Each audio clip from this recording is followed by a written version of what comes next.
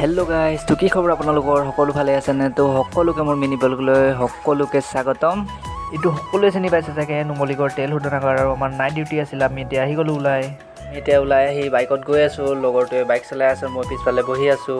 আৰু গাইজ চশমাটো লগোৱা কাৰণ আছে মানে এইটো ৰাস্তাত বহুত ধূলি, মানে ইমানে ধূলি, ৰিফাইনাৰী গাড়ী চলি থাকে না, বহুত ধূলি, সেইকাৰণে চশমাযোৰ লগাই দিছোঁ। আৰু লগৰটোৱে বাইক চলাই আছে আৰু এইবোৰ ৰাস্তা কাষে গাড়ী ৰৈ আছে, গোটেইখিনি ৰিফাইনাৰী বস্তু ৰৈ আছে। তো সেইকাৰণে গাড়ীবোৰ ৰাস্তা কাষত ৰখি আছে, গেট পাছ হোৱা নাই, সেইটো কাৰণে গাড়ীবোৰ ৰৈ আছে। এতিয়া ইফালে আহি মই ৰুম পাবলৈ হ'লোঁ। তাৰপিছত মই এতিয়া ৰুমত নামি দিম আৰু মোৰ লগৰটো গুচি যাব, তাৰ নিজৰ ঘৰলৈ গুচি যাব, মই যিহেতু ৰুমত থাকোঁ।